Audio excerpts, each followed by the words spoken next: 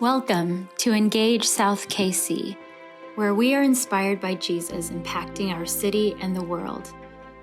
Living this way is an art form that is best when practiced together. We do this together by resisting apathy, Welcoming everyone and making sure no one is left out. participating in remedying the concerns of those around us and around the world. Telling our stories, and just by actually being, eating, and doing life together. We believe that every day is another chance to live by faith Labor in love. and endure with hope. Join us, create with us, as we follow the brushstrokes of the Creator. Welcome to Engage South KC.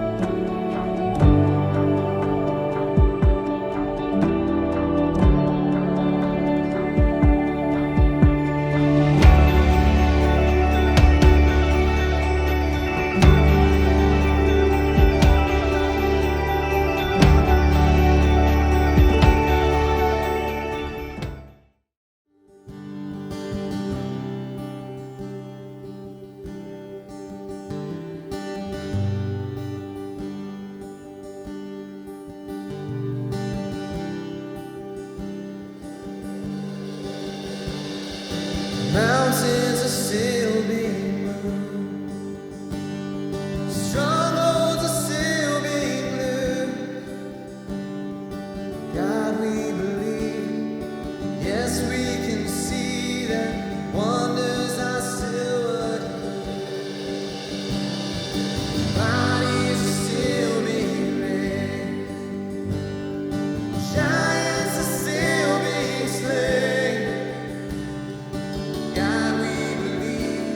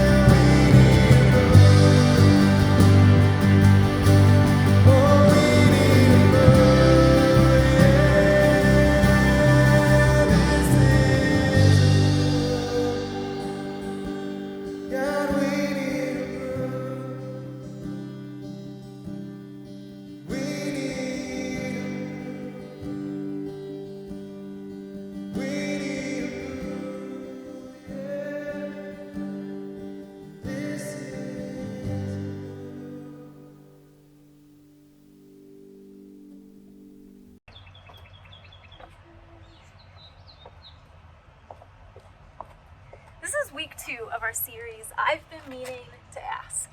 We're exploring questions that offer opportunity for a more meaningful connection. And this week's question is, where does it hurt? Now, as the mom of 3 children, I have handled my fair share of boo-boos. My oldest, Aiden, has always been the most dramatic about injuries. I rarely know if the kid is actually injured or just did something like stub a toe. And this started as early as kindergarten. One day he was out learning to ride his bike on the driveway with Nathan and he fell. Now, I didn't see it. I don't know how dramatic the crash was, but when he made it into me, he was sobbing uncontrollably. He threw himself down on the stairs and he tossed his hand up toward his face, his little face, in despair. Now, I looked around to see, oh my gosh, what happened? How injured are you? And I think he had maybe a little scratch, but it was nothing major. But you wouldn't know that because the kid was screaming at the top of his lungs, call an ambulance! Mom! Mom! In my face, call an ambulance! Now, I don't know if it's because I'm a terrible mom or if it was just the accent that he suddenly adopted, brother. But I tell you what, once I realized that this kid was not hurt, it was the hardest time I've ever had, not busting out laughing. The only runner-up was a few years back where a man who was losing his hearing was farting really loudly and had no idea the rest of us could hear what was happening. At least I think he didn't. Maybe he just thought it was funny. So both situations, though, completely inappropriate times to get the giggles. Now, the thing about Aiden in the situation was that this boo-boo was the depth of his experience of pain. In his understanding of pain, this was the worst. Now, was it the worst bike crash the world has ever experienced to that point? No, of course it was not. But we only understand pain from the depth of the well that we have experienced it. Your well is different than mine. Aiden's well was different from mine in that moment. And I had to recognize, to him, this was a big deal. To him, this was really painful. Now, it doesn't matter the depth of your well of oppression. Your well will feel as intense at its bottom as the bottom of anyone else's well will feel for them. Remember that. When you're at the bottom of your well, it's going to be just as intense as when someone else is at the bottom of their well, but the circumstances are going to be different. So, once I gained composure, I needed to remember this was his well. It was the bottom. It was scary for him. It was painful for him. This was the most pain he had ever experienced. He had no idea, nor would he have cared as a kindergartner, that other people might have felt more pain. Even just doing the same thing that he did on his little bike without training wheels. Now, as older human beings, we have the opportunity to expand our context of our understanding of human suffering so we can show up in more radically just and caring ways. And we do that by asking ourselves and others, where does it hurt? Each one of us has experienced pain and suffering in our lives. It's a universal human experience that connects us all. However, in order to truly connect and cultivate compassion, we must first be curious about the pain that others carry and the pain that we carry ourselves. It's about bearing witness to pain in the world, because if we can bear witness, eventually something can be done about it. There's not a lot we can do about things that haven't been voiced, that we haven't noticed, that we haven't recognized. So, let's look to Scripture to find some wisdom and guidance for this journey of compassion for ourselves and others. I want you to imagine in your mind's eye a woman named Hannah. Now, in the book of 1 Samuel, Hannah's pain is vividly portrayed. She's married to a man named Elkanah, who also has another wife named Peninnah. Now, Hannah's deep longing for a child goes unfulfilled, and her pain is ignored, it's diminished, and it's even mocked by Peninnah. I can't even imagine being in this situation. How annoying, how frustrating it would be. Let's not even go into the whole, sister-wife situation, right? Hannah, however, refuses to allow her pain to consume her on the inside. She creates space to bear her pain before God. So let's take a look at 1 Samuel chapter 1, and we're going to start in verse 3 and go through 18. And it says, year after year, this man went up from his town to worship and sacrificed to the Lord Almighty at Shiloh, where Hophni and Phinehas, the two sons of Eli, were priests of the Lord. And whenever the day came for Elkanah to sacrifice, he would give portions of the meat to his wife, Peninnah, and to all her sons and daughters. But to Hannah, he gave a double portion, because he loved her. And the Lord had closed her womb. Because the Lord had closed Hannah's womb, her rival kept provoking her in order to irritate her. And this went on year after year. When Hannah went up to the house of the Lord, her rival provoked her. She wept and would not eat. Her husband Elkanah would say to her, Hannah, why are you weeping? Why don't you eat? Why are you downhearted? Don't I mean more to you than 10 sons? Now, just a note here, Elkanah didn't get it. He didn't understand that the depth of her well of suffering was different than his own. She was at the bottom of her well, and she was crying out. It's so important for us to recognize when others are in that space that many of us have been before. Okay, here we go. Verse 9. Once when they had finished eating and drinking in Shiloh, Hannah stood up. Now Eli the priest was sitting on his chair by the doorpost of the Lord's house. And in her deep anguish, Hannah prayed to the Lord, weeping bitterly. And she made a vow, saying, Lord Almighty, if you will only look on your servant's misery and remember me, and not forget your servant, but give her a son, and then I will give him to the Lord for all the days of his life, and no razor will ever be used on his head. And as she kept on praying to the Lord, Eli observed her mouth. Hannah was praying in her heart, and her lips were moving, but her voice was not heard. Eli thought she was drunk and said to her, How long are you going to stay drunk? Put away your wine. Not so, my lord, Hannah replied. I am a woman who is deeply troubled. I have not been drinking wine or beer. I was pouring out my soul to the Lord. Do not take your servant for a wicked woman. I have been praying here out of my great anguish and grief. And Eli answered, Go in peace, and may the God of Israel grant you what you have asked of him. She said, May your servant find favor in your eyes. Then she went her way and ate something, which makes everyone feel better, and her face was no longer downcast. Now, friends, Eli is obviously a prophet, not a shepherd, not a caretaker. This poor woman has been coming to this place for years, and as far as we know, he hasn't engaged her in a conversation about why she is so upset. How long has she been carrying this weight without someone saying to her, I see you? And how many of us are hurting in silence, hiding our pain? We believed it to be shameful. And maybe we have been taught that certain afflictions are not for polite company. And we have learned the painful, practiced art of smiling through platitudes. Maybe our pain has been invalidated or ignored so many times that we begin to believe there truly is something disgraceful about our feelings or experiences.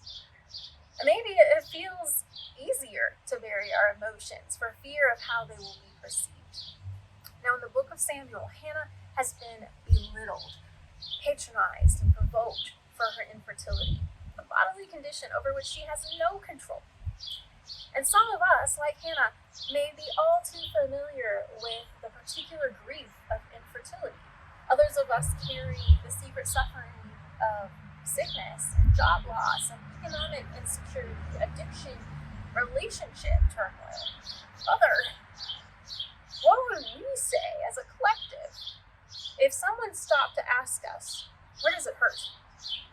And then they acknowledge the validity of our answers, no matter where we are, what the well looks like, how deep it is, how it impacts us.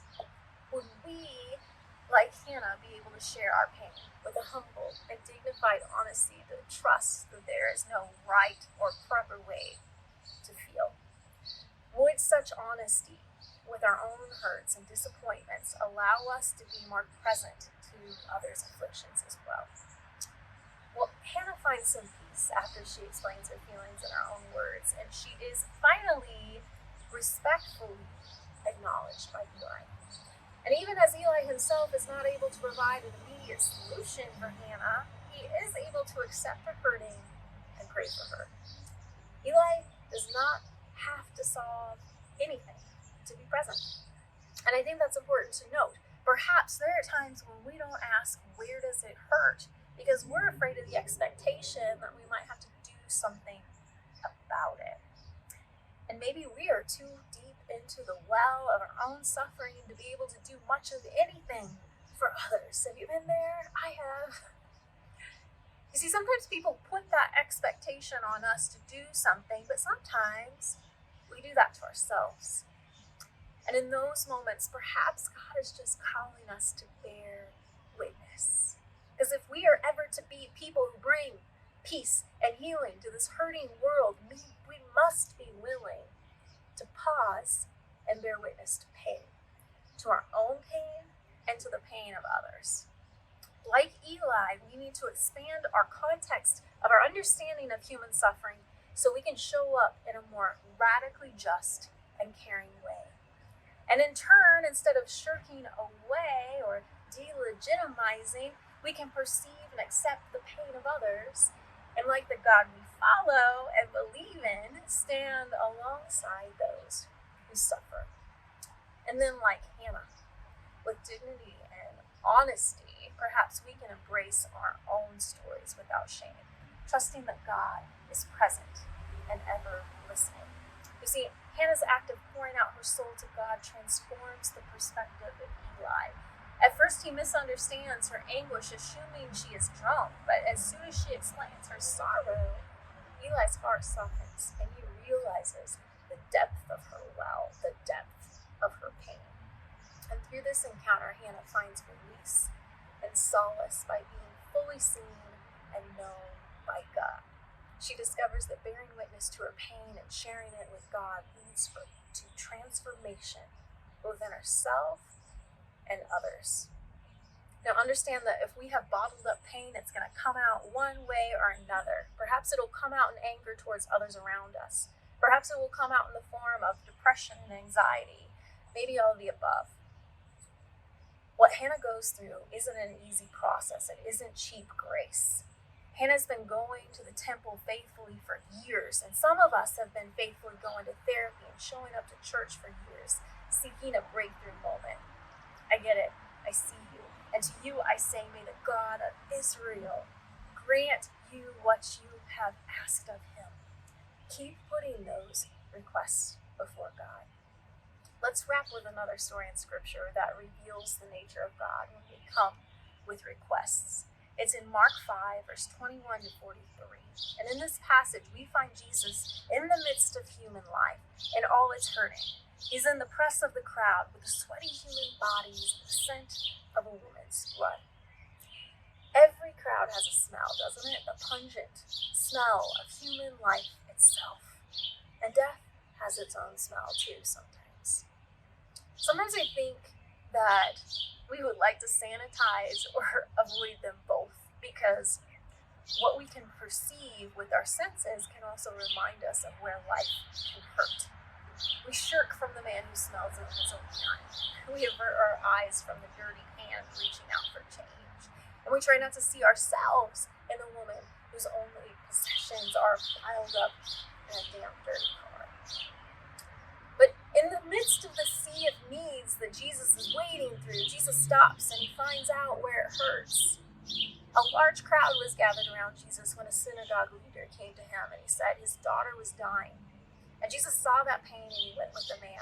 But on the way, a woman who had been bleeding for 12 years, she spent all of her money on doctors. She was desperate. She made her way through the crowd and she touched Jesus. And immediately she was healed. It says in verse 30, at once Jesus realized that power had gone out from him, and he turned around in the crowd and asked, who touched my clothes? You see, the people crowding against you, the disciples asked, and yet you can ask who touched me? But Jesus kept looking around to see who had done it. And the woman, knowing what had happened, came and fell at his feet, and trembling with fear, told him the whole truth. She told her story, where it hurt.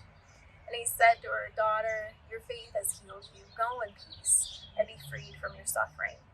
And while Jesus was speaking, some people came from the house of Jairus, the synagogue leader.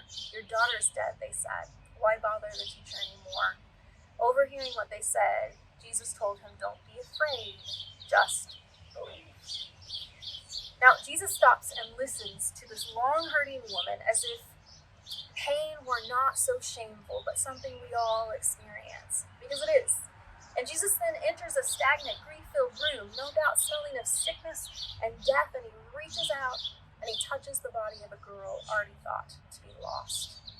You see, these relational and embodied healings humanize those whose hurting has been pushed aside, calling our attention to the broken systems that can perpetuate and dehumanize pain. Jesus' healing disrupts the injustice of a woman who has been rejected and labeled impure for her condition. With the girl, Jesus disrupts death itself. Now, how might we allow Jesus to disrupt us, enabling us to acknowledge others' pain so that we may seek life together? You see, we must put ourselves in the uncomfortable places where human beings live, breathe, and hurt, because those are the places where we will also find Jesus. We must continue to ask, where does it hurt? Let's spend the next few moments in Visio Divina. That's Latin for prayer through art. We're going to look at a piece of art on the screen, and I'm going to have you ask God to reveal what you need to see in it, and then share with God your own hurts.